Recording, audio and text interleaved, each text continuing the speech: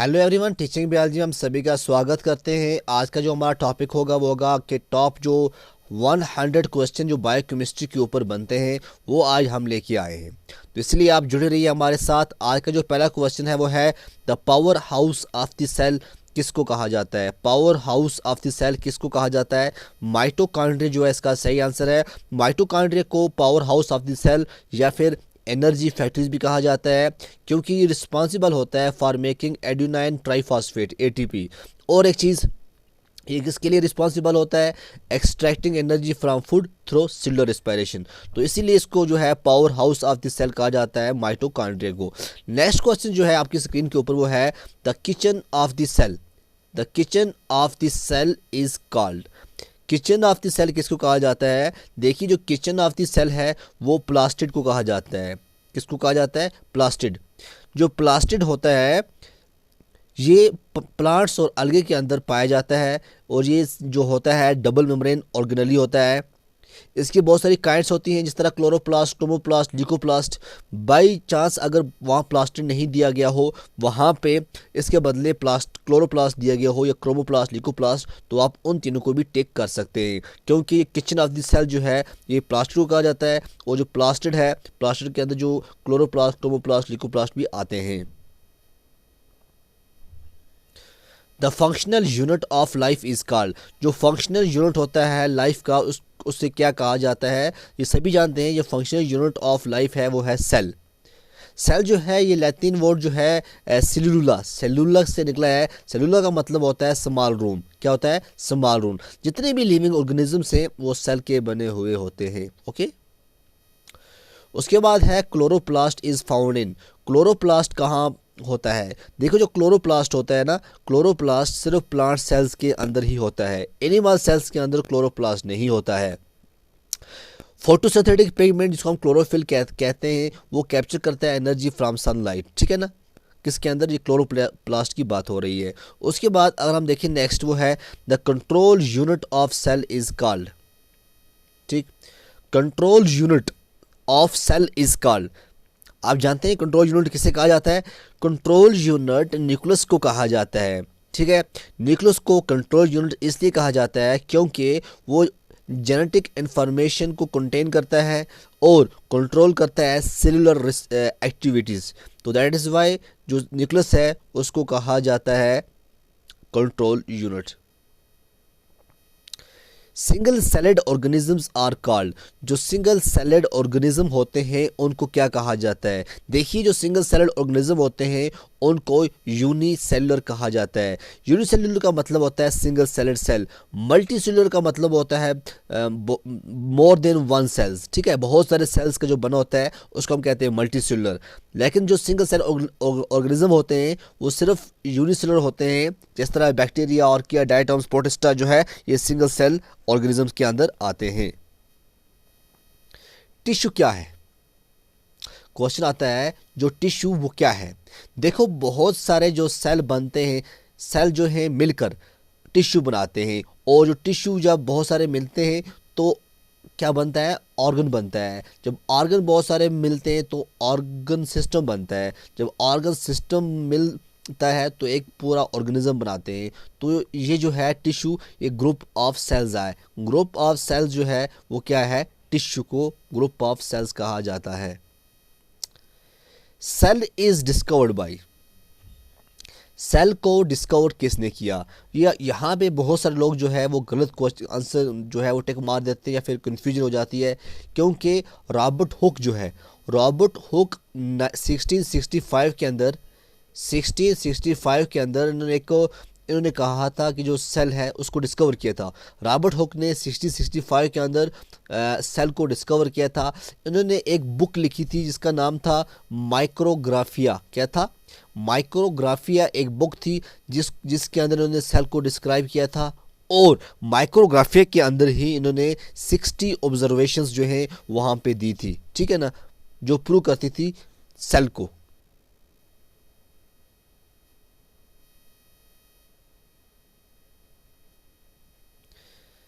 The cells capable of changing shapes are. The cells capable of changing shapes are. तो इनमें से कौन से सेल्स हैं जो अपनी शेप को चेंज कर सकते हैं? देखो, जो एमोबा सेल्स हैं, एमोबा पता है, देखो इसमें मैं एक चीज़ आपको एक और इंटरेस्टिंग फैक्ट बताता हूँ यहाँ पे। वो कौन सा जानवर है जो कभी मरता नहीं? ये बहुत सारी बुक्स के अंदर लिखा लिखा जाता है, कई बार मैंने पढ़ा है, आपने पढ़ा होगा। वो कौन सा जानवर है जो कभी मरता नहीं? ये एमोबा जो एक ऐसा है जो कभी मरता नहीं, ठीक है। जब जब ये ख़त्म होता है ना, ये बिल्कुल एक सेल पे आ जाता है, फिर उसी सेल से कंटिन्यू हो जाता है, फिर एक सेल पे आ जाता है, फिर कंटिन्यू, एक सेल फिर कंटिन्यू, तो ये मरता नहीं है। तो ये यहाँ पे आपको मैं बताऊँ, जो एमोबा सेल है, देखो जो एमोबा सेल है, ये क्या होता है? ये यूनिसेलुलर ऑर्गेनिजम्स में alter its shape and coil itself into a ball or cold days on cold days। WBC है, WBC की अगर हम बात करें, ये ability to change their shape, क्योंकि ये इंगल्फ करते हैं germs and destroy them. Okay, तो दैट मीन्स एमोबा सेल्स और WBC जो है, ये जो क्या करते हैं, ये जो है बोथ ऑफ दीज, इसका आंसर आएगा, क्योंकि ये दोनों जो है इस शेप को चेंज करते हैं।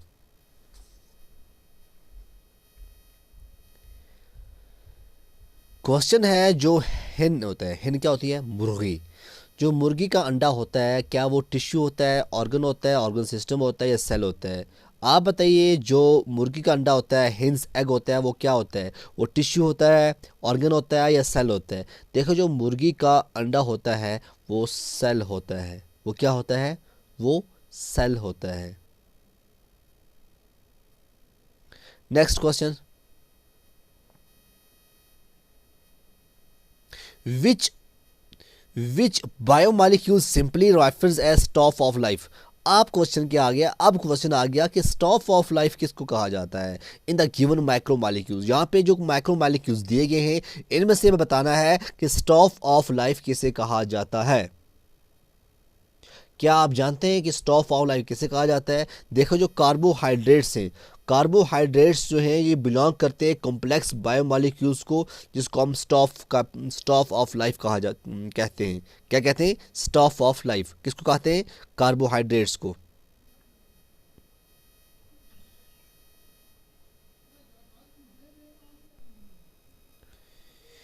इन carbohydrates which are the main functional groups are present? Carbohydrates के अंदर कौन से मेन फंक्शनल ग्रुप हैं जो प्रेजेंट होते हैं? तो इसका जो आंसर आएगा वो क्या आएगा? अल्कोहल एंड कार्बोऑक्सिल ग्रुप्स, ये जो है इसका आंसर आएगा। ठीक है, देखो, जो अल्कोहल, हाइड्रोक्साइल, ईथर, केटून, एल्डिहाइड्स, ये तमाम के तमाम जो है ये कार्बोहाइड्रेट्स के अंदर प्रेजेंट होते हैं। तो यहाँ पे इस टाइम इसका जो आंसर आएगा वो आएगा अल्कोहल एंड कार्बोऑक्सिल ग्रुप, जो है इसका सही आंसर है। Which is the simplest carbohydrate? बताइएगा आप कि इनमें से सिंपलेस्ट जो कार्बोहाइड्रेट है वो कौन सा है? देखो, जो मोनोसैचराइड्स होते हैं, ये इनको कहा जाता है सिंपलेस्ट कार्बोहाइड्रेट्स। किसको? मोनोसैचराइड्स को। मोनोसैचराइड्स को कहा जाता है सिंपलेस्ट कार्बोहाइड्रेट्स, जिसके अंदर आता है ग्लूकोस, आता है फ्रक्टोस, आता है ग्लैक्टोस, आता है। अब जो ग्लूकोस है, GLUCOS ग्लूकोस जो है, ये इसका सही आंसर है। ठीक है,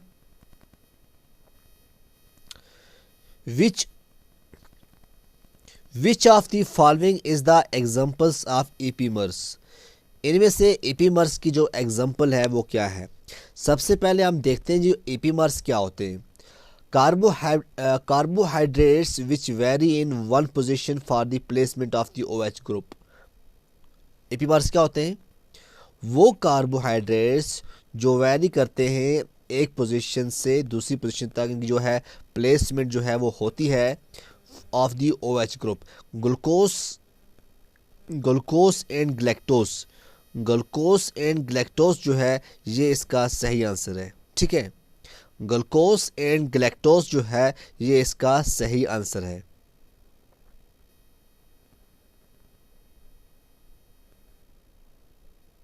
next question, which sugars are present in sucrose? बड़ा इंपॉर्टेंट है और इजी भी है।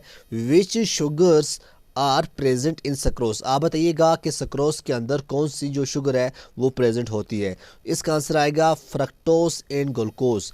फ्रक्टोज एंड ग्लूकोज जो है ये सक्रोज के अंदर प्रेजेंट होती है, ठीक है। और जो सक्रोज है ये डाइसैचराइड है, consist of one glucose in one fructose.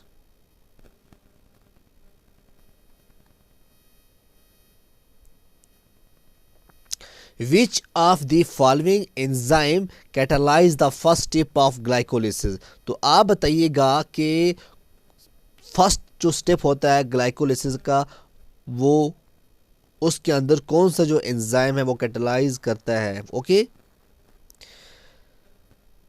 देखिए जो ग्लाइकोलिसिस है, ग्लाइकोलिसिस जो है ये होती क्या है। ग्लाइकोलिसिस एक मेटाबॉलिक पाथवे है जो कन्वर्ट करती है ग्लूकोज मीन C6H12O6 को इनटू पायरुविक एसिड CH3COCOOH। ये करती है कौन, ये होती है ग्लाइकोलिसिस, और ये साइटोसॉल के अंदर ये होती है, ठीक है। अब जो है ग्लूकोज जो है, ग्लूकोज के बाद ग्लूकोज 6 फास्फेट, फिर ग्लाइसरल्डिहाइड 3 फास्फेट, फिर 1 3 फास्फेट, फिर 3 फास्फोग्लाइसरेट, 2 फास्फोग्लाइसरेट, लास्ट पे जाके जो है पायरुवेट बनता है। अब इसके अंदर मेन 3 एंजाइम होते हैं। पहला होता है हेक्सोकाइनेज, दूसरा होता है फास्फोफ्रक्टोकाइनेज, तीसरा होता है पायरुवेट काइनेज। अब जो इसका जो आंसर आएगा वो आएगा हेक्सोकाइनेज। क्या आएगा, हेक्सोकाइनेज जो है इसका सही आंसर है।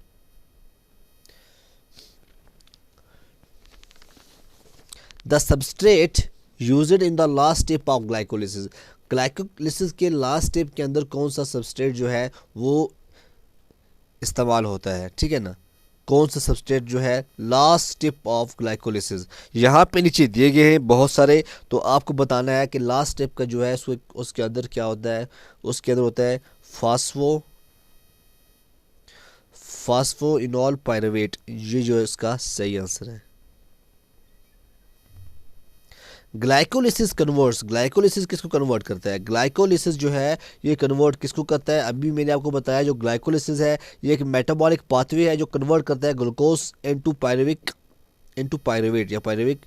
ये है इसका सही आंसर, पहला आएगा ग्लूकोज इनटू पायरुवेट जो है ग्लाइकोलिसिस कन्वर्ट होती है, ग्लूकोज कन्वर्ट होता है पायरुवेट के अंदर। फिर है जी ग्लूकोनियोजेनेसिस इन्वॉल्व्स कन्वर्जन ऑफ। अब बताइए जो ग्लाइकोनियोजेनेसिस है इसके अंदर किसकी कन्वर्जन होती है। इसका जो सही आंसर है वो क्या है, देखो ग्लाइकोलिसिस को उल्टा कर दो, जिस तरह ग्लूकोज टू पायरुवेट होता था ग्लाइकोलिसिस के अंदर, इस तरह जो पायरुवेट टू ग्लाइकोज ये होता है ग्लाइकोनियोजेनेसिस के अंदर, ठीक है। Pyruvate to glucose. ग्लाइकोनियोजेनेसिस जो होती है ये synthesis of glucose from non carbohydrate compounds is known as gluconeogenesis, और ये ओकर होता है मेनली इन लिवर, कुछ थोड़ा बहुत रीनल कोटेक्स के अंदर, और ड्यूरिंग स्टार्वेशन जो ग्लाइकोनियोजेनेसिस होता है ये इसका काम होता है ब्लड ग्लूकोज लेवल को मेंटेन करना। 3 एंजाइम जो है इसके अंदर यूज़ होते हैं, जिस तरह हेक्सोकाइनेस है, PFK है, पायरुवेट काइनेस है, तो ये इसका है सही आंसर। फिर है जी gluconeogenesis response to which of the following. आप बताइए इनमें से 4 में से कौन सा है जो ग्लाइकोनियोजेनेसिस जो रिस्पॉन्ड करता है। Hormonal control, pH control, temperature control या ब्लड कंट्रोल। यहाँ पे ऑप्शन दिए गए हैं, तो इसका जो आंसर आएगा वो आएगा हार्मोनल कंट्रोल। हार्मोनल कंट्रोल जो है ये इसका सही आंसर है, क्योंकि जो ग्लूकागॉन एंड ग्लाइकोकॉर्टिसोइड जो होते हैं ये इंक्रीज हो जाते हैं ग्लाइकोनियोजेनेसिस के अंदर। देखो ये आप ये जो क्वेश्चन मैंने लाए हैं टेक्स्ट बुक बायोकेमिस्ट्री की आपको 2 पढ़नी पड़ेंगी ये पूरा लेक्चर देखने के लिए, क्योंकि उसमें एक बुक आती है यू सत्यनारायणा है, और उसके अंदर एक और आथर है, एक और बुक है, उस बुक का जो आथर है वो है DM वेसुडिवन, ठीक है ना।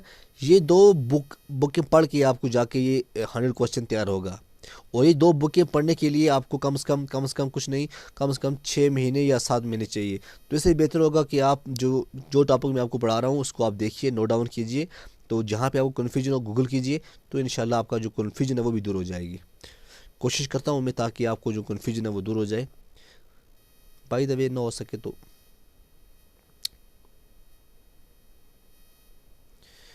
क्वेश्चन है जी, how many steps are catalysed by the same enzyme in both glycolysis and gluconeogenesis. तो इसका जो आंसर आएगा वो आएगा 7। क्या कितने हैं? 7। ओके, नेक्स्ट हम देखते हैं, which of the enzyme is responsible for the hydrolysis of alpha 1,6 glycosidic bond present at a branching point of glycogen molecules। तो यहाँ पे आपको बताना है वो कौन सा एंजाइम रिस्पॉन्सिबल होता है for the hydrolysis of alpha glycosidic bond, जो कि प्रेजेंट होती है at a branching point of glycogen molecules. तो इसका जो आंसर आएगा वो आएगा अल्फा ग्लाइकोसिडेस। क्या आंसर आएगा? Alpha glycosidase. ये एक माल्टेस है जो ब्रेक करता है starch and disaccharide to glucose.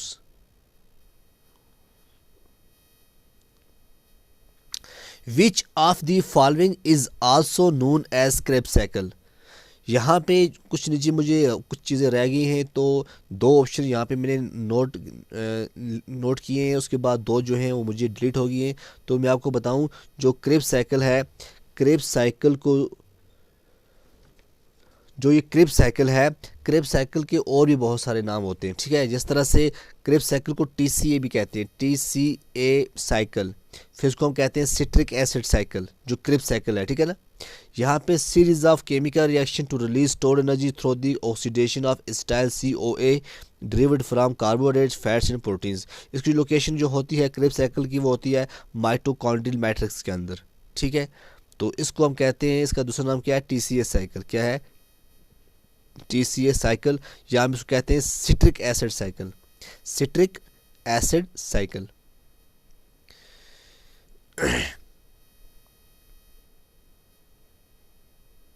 Question क्या है? द एंजाइम एकोनिटेस जो है इज रिस्पॉन्सिबल फॉर। अब देखो, जो एंजाइम एकोनिटेस है ये क्रेब्स साइकिल के अंदर, ये जो है एंजाइम, ये वहाँ पे यूज़ होता है involved in the regulation of cellular metabolism. तो इसका जो आंसर आएगा वो आएगा आइसोमराइजेशन। क्या आएगा? Isomerisation. Catalyse the reversible isomerisation of citrate in isocitrate. तो सेकंड एंजाइम होता है ये किसके अंदर? TCA के अंदर। ओके, एकोनिटेस।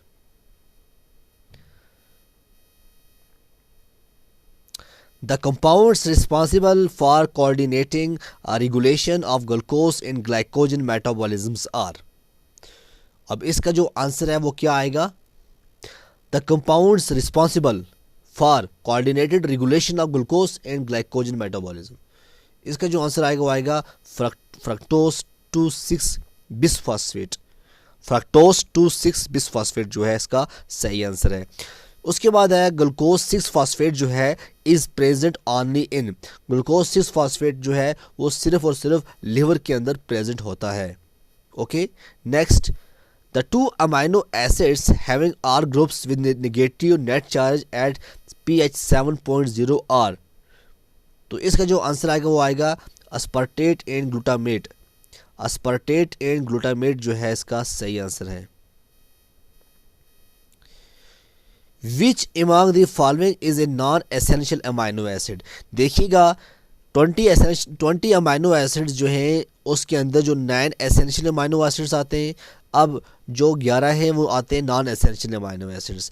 अब जो 9 एसेंशियल अमाइनो एसिड्स हैं उसके अंदर ल्यूसीन है, आइसोलेसिन, हिस्टाडीन, लाइसिन, मिथोनिन, थेरोनिन, फेनाइलैनिन, ट्रिप्टोफैन, वैलिन जो है ये वो आते हैं। लेकिन हमें ये बताना है कि ये इन 4 में से कौन सा है जो नॉन एसेंशियल है। उसका आंसर क्या है? Serine, SERIN, serine. क्योंकि थ्रोनाइन, हिस्टाडीन, लाइसिन जो है ये एसेंशियल अमाइनो एसिड्स के अंदर आता है, इसलिए आपको अमाइनो एसिड जो एसेंशियल नॉन एसेंशियल से उनको भी अच्छी तरह से पढ़ना होगा। पेप्टाइड बॉन्ड जो है, पेप्टाइड बॉन्ड इज ए, जो पेप्टाइड बॉन्ड है वो क्या है? कोवलेंट है, आयनिक है, मेटलिक है, हाइड्रोजन है। तो आप बताइए जो पेप्टाइड बॉन्ड है वो क्या है? जो पेप्टाइड बॉन्ड है क्या वो कोवलेंट है, क्या वो आयोनिक है, जो पेप्टाइड बॉन्ड होती है ये ज्वाइन करती है amino acids via the carboxyl group of one amino acid and the amino group of the other amino acids. तो इसका जो आंसर आएगा वो आएगा कोवलेंट। क्या आएगा? कोवलेंट बॉन्ड जो है ये इसका सही आंसर है। Next question, A tripeptide has आप बताइए एक ट्राईपेप्टाइड के अंदर क्या होता है। देखिए जो ट्राईपेप्टाइड है, ट्राईपेप्टाइड के अंदर 3 अमाइनो एसिड्स और 2 पेप्टाइड बॉन्ड्स होती हैं। 3 अमाइनो एसिड्स और 2 पेप्टाइड बॉन्ड्स होती हैं, तो इसको हम कहते हैं tripeptide. Which of the following is not the classified form of conjugated protein. सबसे पहले आपको बताना है कि कंजुगेटेड प्रोटीन्स होती क्या है। देखिए जो कंजुगेटेड प्रोटीन होती है ये consist of a simple protein combined with a non protein, consist of a simple protein but combined with a non protein. अब जो नॉन प्रोटीन जो होता है ना, जो नॉन प्रोटीन कंपोनेंट होते हैं ना, उसको हम कहते हैं प्रोस्थेटिक ग्रुप। क्या कहते हैं? Prosthetic group. और a conjugated proteins with its prosthetic group is called apoprotein. क्या कहते हैं? एपोप्रोटीन। एपोप्रोटीन क्या होता है? A conjugated protein with its prosthetic group is called apoprotein. अब जो एपोप्रोटीन होता है ये combined with its prosthetic group called holoprotein. ठीक है, अब यहाँ पे भी बहुत सारी कन्फ्यूजन बन सकती है, बट क्या करोगे आप, इसको थोड़ा पढ़ोगे, ठीक है ना। इसका जो आंसर आएगा ये आएगा कंप्लीट प्रोटीन। ठीक है, यहाँ पे क्या आएगा? Complete protein.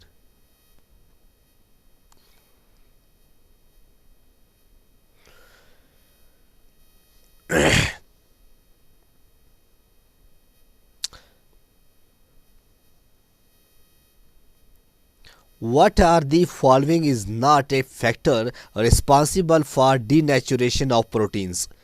What are the following is not a factor responsible for denaturation of proteins? यहाँ पे बताइएगा कौन सा जो फैक्टर नहीं है responsible for denaturation of protein. Denaturation of protein क्या होता है भाई? Breaking of many of the weak linkage और बॉन्ड्स, जिस तरह से एग्जांपल है हाइड्रोजन बॉन्ड्स। तो उसके अंदर अगर हम देखा जाए ऑर्गेनिक सॉल्वेंट्स ये फैक्टर होता है, पीएच चेंज भी होता है, हीट भी होती है, लेकिन चार्ज जो है ये नहीं होता है। तो इसका जो आंसर आएगा वो क्या आएगा? Charge. Beta pleated sheets are the example of pleated sheets are the example of primary structure, secondary structure, tertiary structure या क्वाटरनरी स्ट्रक्चर। देखो जो बीटा शीट्स होती हैं ये प्रोटीन के सेकेंडरी स्ट्रक्चर होते हैं। क्या होती हैं? प्रोटीन के सेकेंडरी स्ट्रक्चर में आती हैं। क्वेश्चन है, a coiled peptide chain held in place by hydrogen bonding between peptide bonds in the same chain is. तो इसका आंसर क्या आएगा? इसका आंसर आएगा, देखो फिर सुनो अच्छी तरह से। एक कोइलेड पेप्टाइड चेन, पहली बात यह है एक कोइलेड पेप्टाइड चेन जो है held in place by hydrogen bonding. Okay, उसके बाद क्या है, कहाँ पे है? Between peptide bonds in the same chain. तो इसका जो आंसर आएगा वो आएगा अल्फा हीलिक्स। क्या आएगा? अल्फा हीलिक्स जो है इसका सही आंसर है। Okay,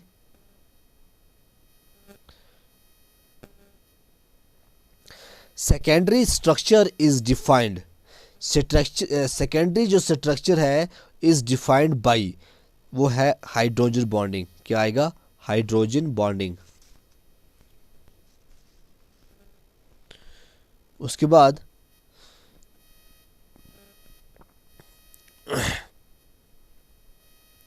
fibrin is rich in. जो फाइब्रिन होता है ये इनसोल्यूबल प्रोटीन होता है जो कि प्रेजेंट होता है silk produced by numerous insects such as the larva of Bombyx mori. और जो एलानिन एंड ग्लाइसिन है ये इसका सही आंसर है। ठीक है ना, जो फाइब्रिन है ये रिच होता है एलानिन एंड ग्लाइसिन। उसके बाद a process by which A protein structure assumes its functional shape or conformation is.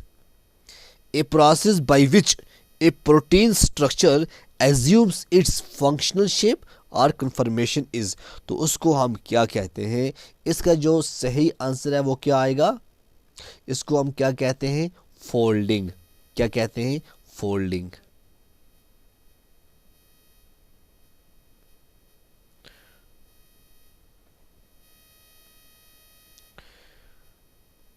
Which of the following is an essential amino acid? यहाँ पे आप बताइए कौन सा इनमें से जो है एसेंशियल अमाइनो एसिड है? देखो जो एस्पेराजीन है ये एसेंशियल अमाइनो एसिड है।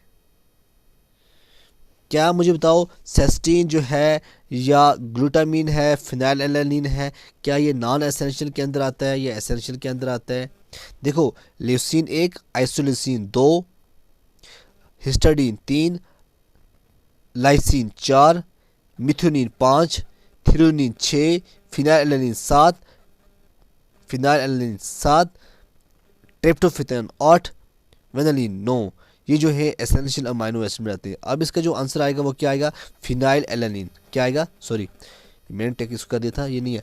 फिनाइलएलानिन जो है ये एसेंशियल अमाइनो एसिड है, ठीक है ना?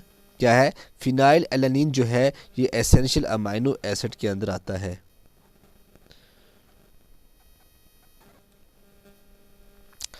उसके बाद है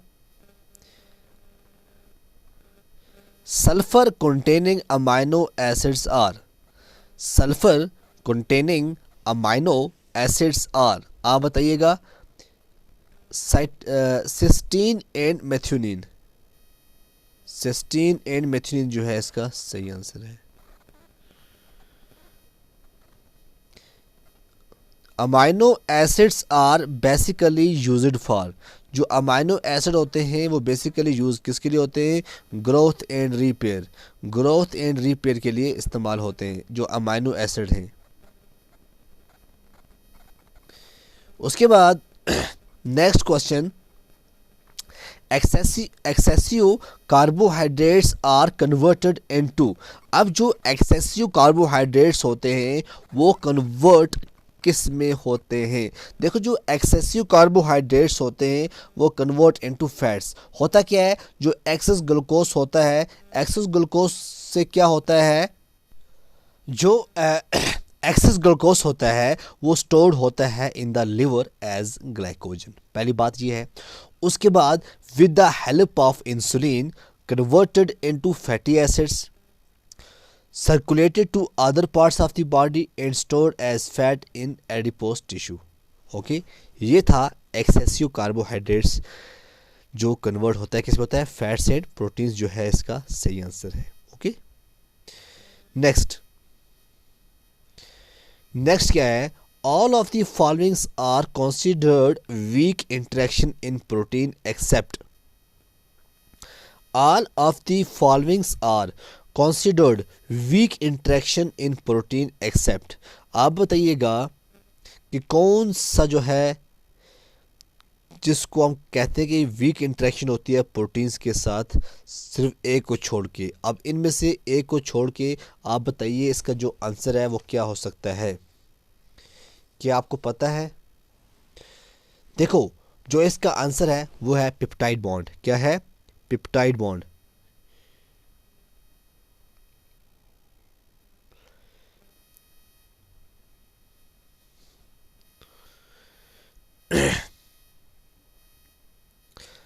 Roughly how many amino acids are there in one turn of a helix? बड़ा इंपॉर्टेंट क्वेश्चन है। How many amino acids are there in one turn of a helix? इसका आंसर क्या आएगा? 4.2।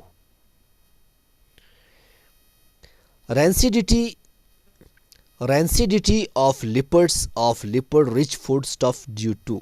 रेंसिडिटी जो है किसकी वजह से होती है? जब ऑक्सीडेशन हो किसका? Fatty acid. Oxidation of fatty acid जो है इसका सही आंसर है। Beta oxidation of fatty acid take place beta oxidation of fatty acid take place कहाँ होती है? ये माइटोकॉन्ड्रिया के अंदर होती है। किसके अंदर होती है? माइटोकॉन्ड्रिया के अंदर। Which of the following is false about lipids? आप बताइए इनमें से कौन सा जो है लिपिड्स के जो बारे में ये गलत है, बताइएगा। यहाँ पे नीचे दिया गया है they are either strongly hydrophobic और एम्फीबेटिक।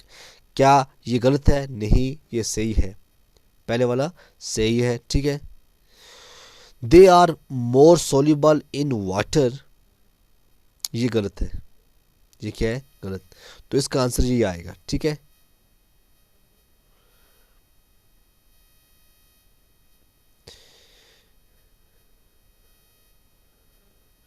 Number of milligram of KOH। KOH क्या होता है? Potassium hydroxide. Requires to neutralize fatty acid present in 1 gram of fat is called. तो इसका आंसर क्या आएगा? Acid number. क्या आएगा? Acid number.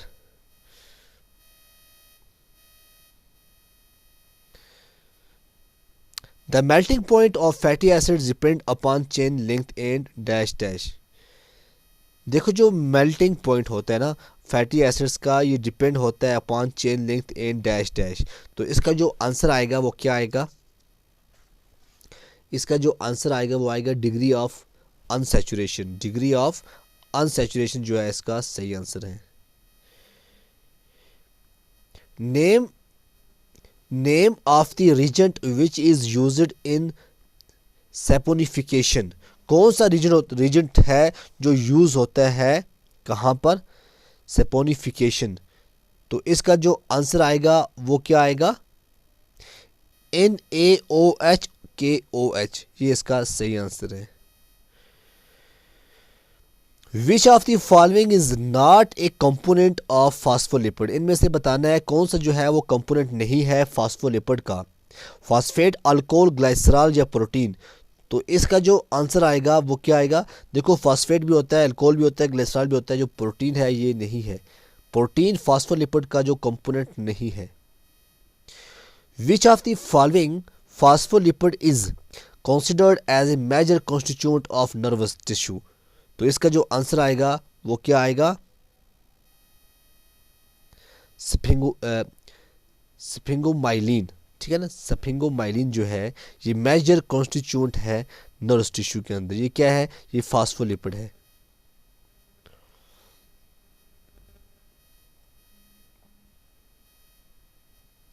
The number of OH group in fats can be expressed as. The number of OH group in fats can be expressed as. उसका क्या? इसका answer क्या आएगा? Acetyl number. किसको क्या बोलते हैं? Acetyl number. Specific gravity of fat. Specific gravity of fat क्या है? 0.8। Which of the following is an example for derived lipids. तो यहाँ पे जो दिए गए ऑप्शन इनमें से बताना है कि कौन सी जो है एग्जाम्पल है डिराइव्ड लिपिड्स की। स्टेरॉइड्स, टर्पीन्स, कैरोटीनॉइड्स या ऑल ऑफ दीज। देखो स्टेरॉइड्स भी आता है, टर्पीन्स भी आता है, कैरोटीनॉइड्स भी आता है। तो इसका जो आंसर आएगा वो आएगा all of these.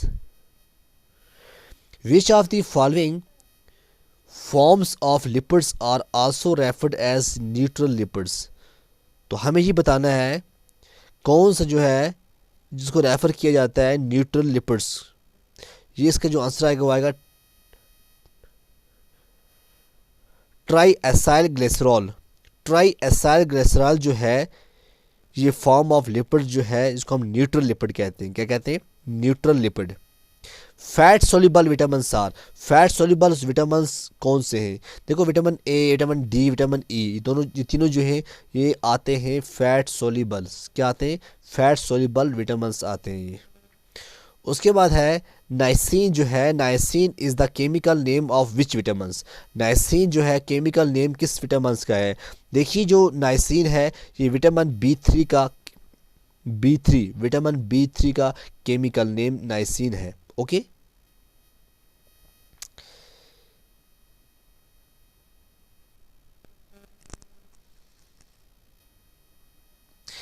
Any substance that makes a vitamin metabolically ineffective। तो इसका जो आंसर आएगा वो आएगा एंटी विटामिन, क्या आएगा? Anti vitamin. विटामिन के इज़ रिक्वायर्ड फॉर, विटामिन जो के है वो किसके लिए रिक्वायर होता है?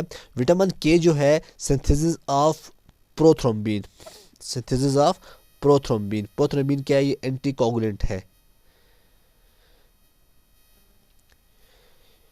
Which of the following is correctly matched, आप इनको करेक्टली मैच कीजिए, तो बताइए कि आपस में कौन सा जो है ये करेक्टली मैचड है? Vitamin E, vitamin D, vitamin B and vitamin A. तो आप बताइएगा जो विटामिन ई है, विटामिन ई को क्या कहा जाता है, या विटामिन डी को क्या कहा जाता है, विटामिन बी को क्या कहा जाता है, विटामिन ए को क्या कहा जाता है? तो इसका सही आंसर क्या आएगा? देखो जो विटामिन ई है, विटामिन ई को हम टोकोफिरॉल, ठीक है। विटामिन डी, विटामिन डी को हम कहते हैं कैल्सीफिरॉल, क्या कहते हैं? कैल्सीफिरॉल। विटामिन बी जो है ये आता है थायमीन, क्या आता है? थायमीन। और विटामिन बी ही को हम कहते हैं राइबोफ्लेविन। अब विटामिन जो ए है, विटामिन ए को होता है रेटिनॉल, RETINOL, रेटिनॉल, ठीक है ना। ये था, मैच करना था, तो करेक्टली मैच हमने कर दिया।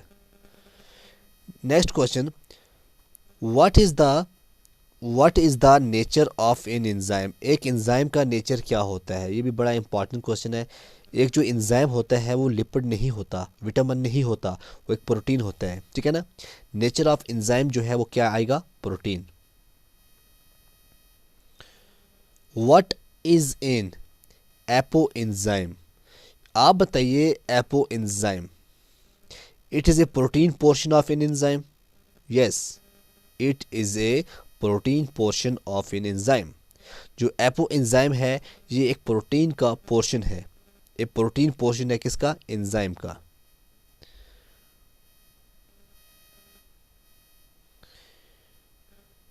नेम द को एंजाइम ऑफ राइबोफ्लेविन, राइबोफ्लेविन क्या होता है? B2, इसका को एंजाइम क्या है? FAD and FMN, FAD and FMN जो है ये राइबोफ्लेविन का B2 का क्या है? Coenzyme. Name the enzyme, name the enzyme secreted by pancreas, आप बताइएगा कौन सा एंजाइम जो है वो सिक्रेट करता है पनक्रियास? वो आएगा ट्रिप्सिन, TRYPSIN, ट्रिप्सिन, ठीक है। और कौन कौन से हार्मोन करता है पनक्रियास? ग्लूकागॉन और इंसुलिन। जब इंसुलिन की कंसंट्रेशन बहुत कम हो जाती है, जब इंसुलिन प्रोड्यूस करना ये कम कर देता है, तो डायबिटीज़ हो जाती है। क्या हो जाती है? डायबिटीज़, जो हम कहते हैं शुगर की बीमारी। Name the enzyme which catalyses the oxidation reduction reaction, तो यहाँ पे बताइएगा एंजाइम का नाम जो कैटलाइज करता है ऑक्सीडेशन रिडक्शन रिएक्शन। तो इसका जो आंसर आएगा वो क्या आएगा? वो आएगा ऑक्सीडो रिडक्टेस, ठीक है ना। ये इसका सही आंसर है। What is the function of phosphorylase, phosphorylase का फंक्शन क्या है?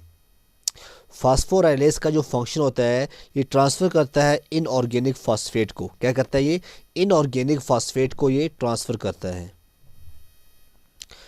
Which of the following reaction is catalysed by lyase, which of the following reaction is catalysed by lyase, lyase का क्या काम होता है? ब्रेकिंग ऑफ बॉन्ड्स, क्या होता है?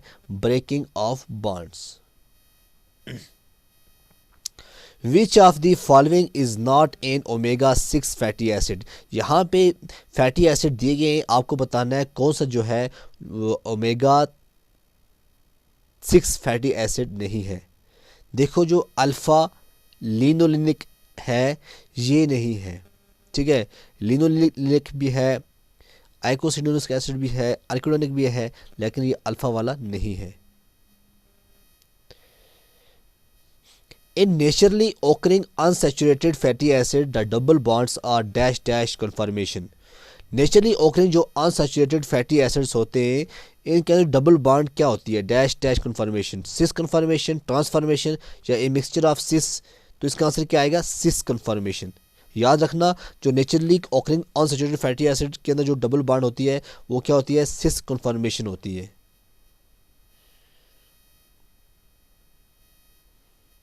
In most of the naturally occurring unsaturated fatty acids the double bond will be placed between. इसका answer क्या आएगा? C9C10। C9C10 जो है इसका सही आंसर आएगा। Name the most active organs in the animal body which have the ability to synthesise triacylglycerol. Triacylglycerol. Name the most active organs in the animal body which have the ability to synthesise triglycerol. आप बताइए कौन सा बहुत most active organ है animal body के अंदर जिसके अंदर एबिलिटी होती है कि वो ट्राइएसाइलग्लिसरॉल को सिंथेसाइज करे? स्प्लीन, किडनी, लिवर या इंटेस्टाइन? तो इसका आंसर आएगा लिवर और इंटेस्टाइन, दोनों जो है इसका ये आंसर आएगा। What is the biosynthetic source of all steroid hormones? तो यहाँ पे जो नीचे दिए गए हैं हमें बताना है कि biosynthetic source of all steroid hormones. तो यहाँ पे ऑप्शन 4 दिए गए हैं, तो इसका जो आंसर आएगा वो क्या आएगा? कोलेस्ट्रॉल। कोलेस्ट्रॉल जो है इसका सही आंसर है।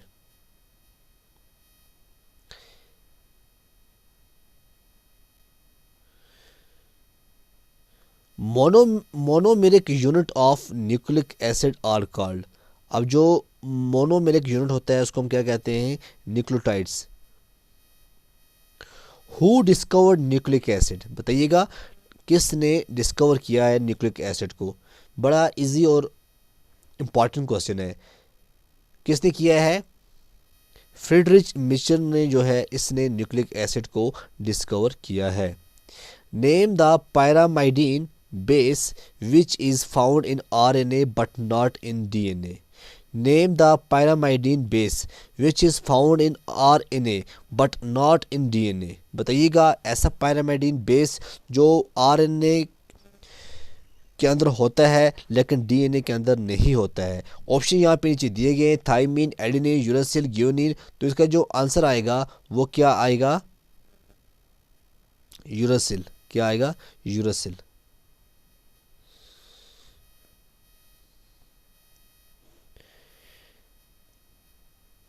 Name those purine bases which are commonly found in DNA and RNA. Name those purine bases which are commonly found in DNA and RNA. तो इसका जो आंसर आएगा वो आएगा adenine and guanine. Adenine and guanine जो है ये वो प्यूरिन बेसेस हैं जो कॉमनली फाउंड होते हैं डीएनए और आरएनए बेस पे। Okay,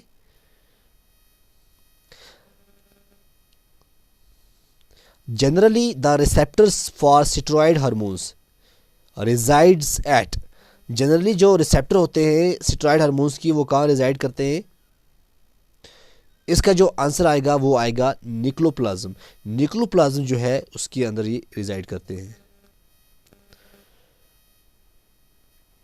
The essential intermediates in the pathway from acetate to cholesterols are. Essential intermediate in the pathway from acetate to cholesterols are. इसका जो आंसर आएगा वो क्या आएगा? Isoprene units. क्या आएगा? Isoprene units. The process of formation of RNA is known as. The process of formation of RNA is known as. क्या कहते हैं उसको? ट्रांसक्रिप्शन। क्या कहते हैं? Transcription.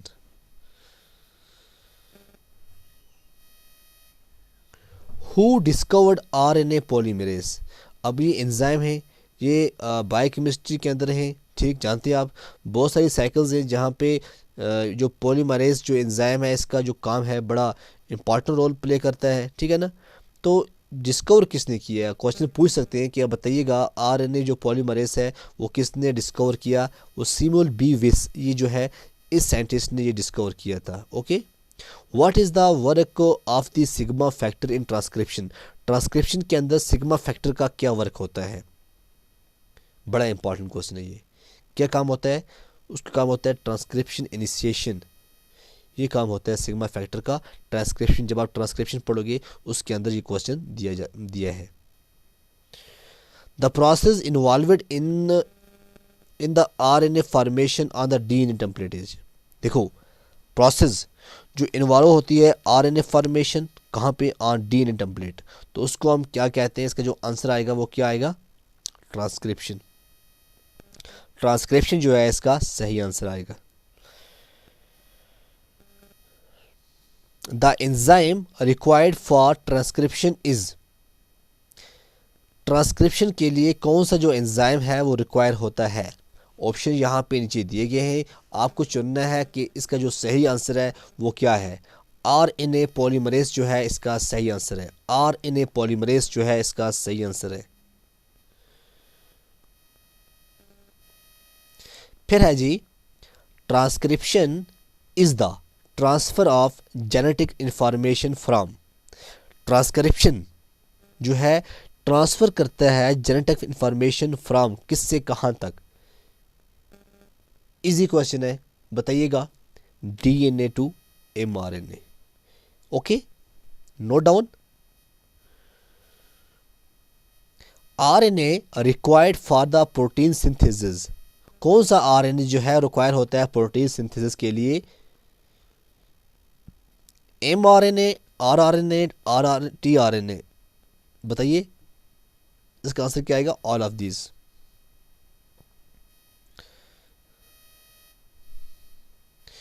Which of the following is necessary for transcription to ओकर,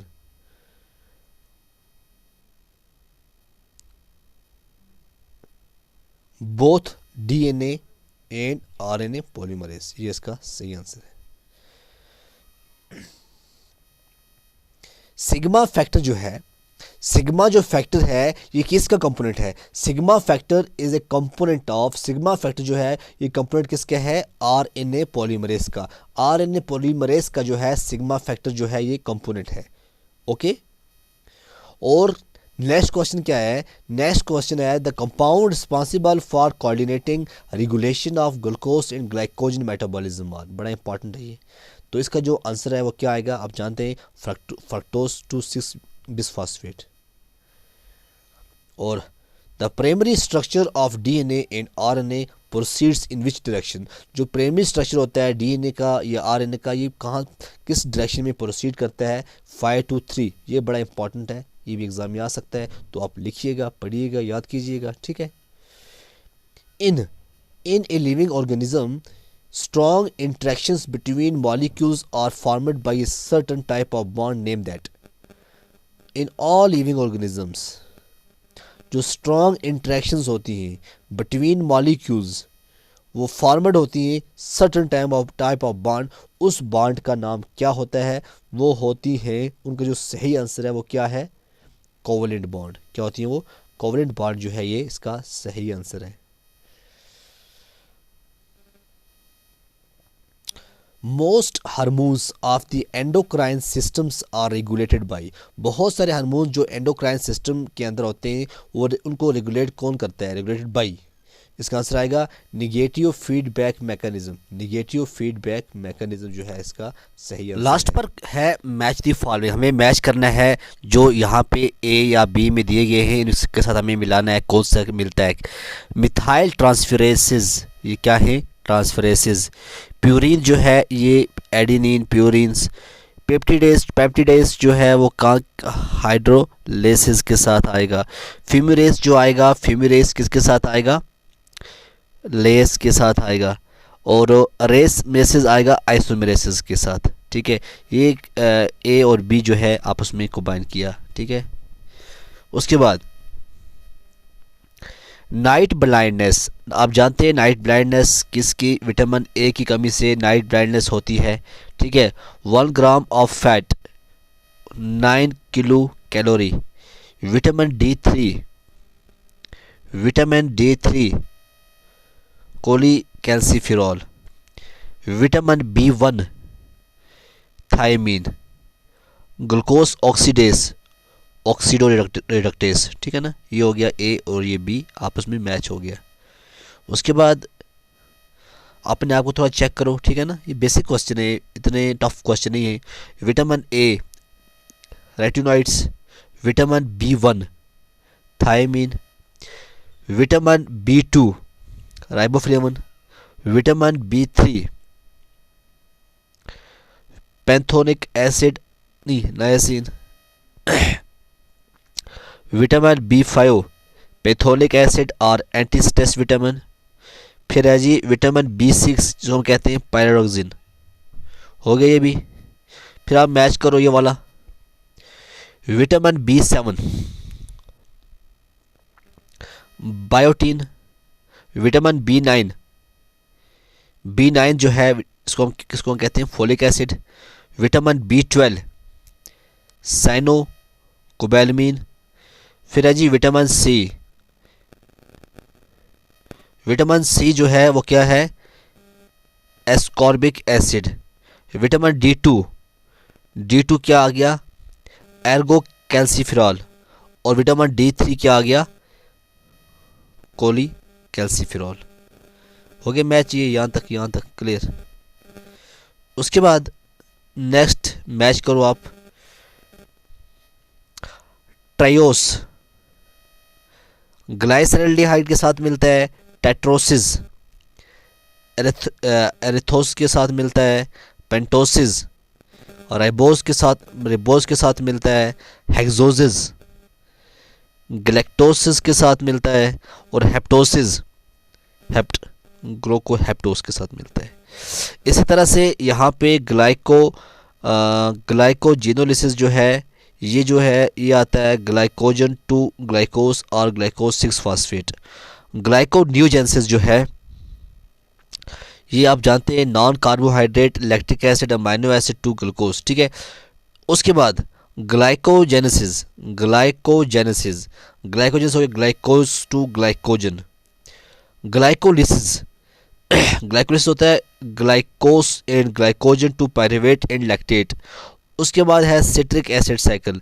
जो citric acid cycle है वो क्या आएगा oxidation of pyruvate to carbon dioxide and H2O under. हो गया ये भी यहाँ तक कंप्लीट। नेक्स्ट हम देखते हैं लास्ट है ये निनहाइड्रीन टेस्ट। ये अल्फ़ा एल अमाइनो एसिड के साथ मैच करेगा। ज़ैंथोप्रोटिक टेस्ट जो है ये एरोमेटिक अमाइनो एसिड के लिए होता है। लीड सल्फाइड टेस्ट किसके लिए होता है ये होता है detection of amino acid containing sulphydryl groups. और मिलन टेस्ट जो है ये amino acids containing hydroxyl phenyl group. उसके बाद लास्ट जो है आज के लेक्चर में जो लास्ट है हमारे पास वो है आयरन। जो है आयरन आएगा microcytic hypochromic anaemia, phosphorus, lordosis, poor growth, magnesium की loss of appetite, iodine, thyroid, हाइपरलिप्सिया। अब जब इन 4 की कमी हो जाती है तो इसके साथ ये मैच करता है, ठीक है ना। जब आयरन की कमी हो जाती है तो मींस के आपके जो ब्लड है ब्लड के अंदर जो HB होता है ना हीमोग्लोबिन वो कम हो जाता है। फास्फोरस की अगर हम बात करें फास्फोरस में क्या होता है पोर ग्रोथ हो जाती है। मैग्नीशियम की अगर हम बात करें मैग्नीशियम में क्या होता है भूख नहीं लगती है, ग्रोथ नहीं होती है। आयोडीन की अगर हम बात करें आयोडीन में क्या होता है ये भी माइक्रोसिटिक हार्मोन एनीमिया है। ये आयोडीन जो होता है आयोडीन जो होता है आयोडीन से क्या होता है अगर आयोडीन कमी है तो थायराइड हाइपरलेप्सिया होता है, ठीक है ना। तो थायराइड की बहुत सी प्रॉब्लम आ जाती हैं। आपको बॉडी के अंदर पेन रहेगा, खासकर कैल्शियम की जो कमी है वो और बढ़ती जाएगी। और थायराइड जो होता है हार्मोन जी आपके गले बिल्कुल आपके जहाँ नेक है नेक के अंदर जो है एक हार्मोन बनता है थायराइड। तो अगर थायराइड ज़्यादा होता है तो हम बोलते हैं हाइपर, अगर थायराइड कम होता है तो हम बोलते हैं हाइपोथायराइडिज्म और हाइपरथायराइडिज्म। तो ये सिर्फ़ और सिर्फ आयोडीन की कमी से और ज़्यादातर होता है। इसलिए ये जो लेक्चर था इसमें हमने 100+ क्वेश्चंस जो हैं बायोकेमिस्ट्री के रिलेटेड हमने किए। तो नेक्स्ट आप देखते रहिए, हम कोशिश यही करेंगे एक और लेक्चर ले आएँ बायोकेमिस्ट्री पे, देखेंगे अगर नहीं हो सका तो हम नेक्स्ट जो चैप्टर है वो लेके आएंगे। तो आप देखते रहिए टीचिंग बायोलॉजी। जहाँ में आपको प्रॉब्लम लगे आप मुझे आप कमेंट में लिख सकते हैं। तो देखते रहिए टीचिंग बायोलॉजी। तब तक के लिए।